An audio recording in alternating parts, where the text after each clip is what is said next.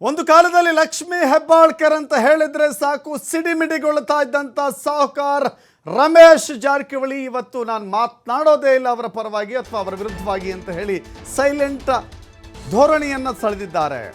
ಲಕ್ಷ್ಮೀ ಹೆಬ್ಬಾಳ್ಕರ್ ಬಗ್ಗೆ ಮಾತನಾಡ್ತೀರಾ ಅಂತ ನಮ್ಮ ಮಾಧ್ಯಮದವರು ಪ್ರಶ್ನೆ ಮಾಡಿದಾಗ ಸಾಹುಕಾರ್ ಇಲ್ಲ ಅಂತ ಹೇಳಿದ್ದಾರೆ. CT ರವಿ ಪರವಾಗಿಯೂ ಧ್ವನಿ ಎತ್ತಿಲ್ಲ, ಲಕ್ಷ್ಮೀ ಹೆಬ್ಬಾಳ್ಕರ್ ವಿರುದ್ಧವೂ ಧ್ವನಿ ಎತ್ತಿಲ್ಲ. ರಮೇಶ್ ಜಾರಕಿಹೊಳಿ ಆದ ನಾನು ಅದರ ಬಗ್ಗೆ ಯಾಕೆ ಮಾತನಾಡೋದಿಲ್ಲ ಅಂತ ಹೇಳಿದ್ದಾರೆ.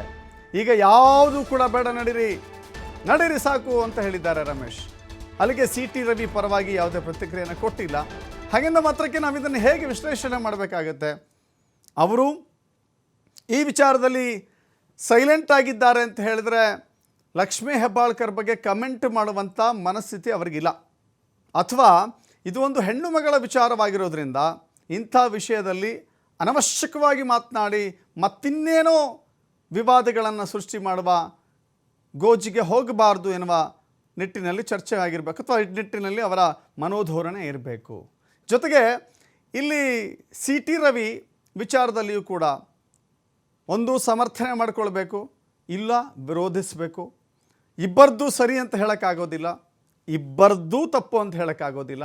ಹೀಗಾಗಿ ಈ ಕಾಂಟ್ರೋವರ್ಷಿಯಲ್ ಸಬ್ಜೆಕ್ಟ್ ಹೆಣ್ಣು ಮಗಳ ವಿರುದ್ಧವಾಗಿಯೂ ಮಾತನಾಡೋಕ್ಕಾಗೋದಿಲ್ಲ, CT ರವಿ ಪರವಾಗಿಯೂ ಮಾತನಾಡೋಕ್ಕಾಗೋದಿಲ್ಲ ಎನ್ನುವ ಧೋರಣೆ ಅವರದ್ದಿದ್ದಂಗೆ ಕಾಣಿಸ್ತಾ ಇದೆ. ಸೊ ಹೀಗಾಗಿ CT ರವಿಯ ವಿಚಾರದಲ್ಲಿ ಪರವೂ ಮಾತನಾಡಲಿಲ್ಲ, ವಿರೋಧವೂ ಮಾತನಾಡಲಿಲ್ಲ. ಹಾಗಾದರೆ ಏನು ಹೇಳಿದ್ರು CT ರವಿಯ ಮತ್ತು ಲಕ್ಷ್ಮೀ ಹೆಬ್ಬಾಳ್ ಕುರಿತಾದಂಥ ಸಾಹುಕಾರಗಳ ಮಾತೇನಿತ್ತು ನೋಡೋಣ.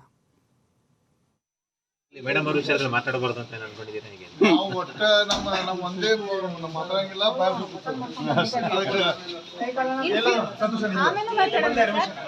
ಯಾಕೆ ಸರ್ ಅವರು ಆ ಪೀಕ್ ತಗೊಂಡು ಹೋಗ್ತಾರೆ? ನನಗೆ ಗೊತ್ತಿಲ್ಲ. ಅಲ್ಲ, ಜನರಲ್ ಆಗಿ ಕ್ಯಾಮ್ರಾ ಇಲ್ಲ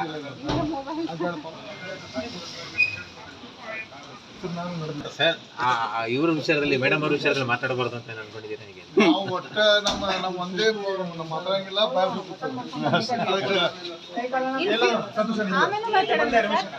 ಯಾಕೆ ಸರ್ ಅವರು ಆ ಪೀಕ್ ತಗೊಂಡು ಹೋಗ್ತಾರೆ? ನನಗೆ ಗೊತ್ತಿಲ್ಲ. ಅಲ್ಲ, ಜನರಲ್ ಆಗಿ ಕ್ಯಾಮ್ರಾ ಇಲ್ಲ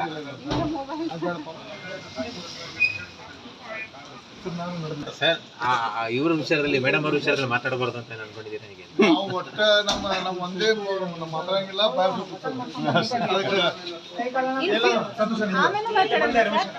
ಯಾಕೆ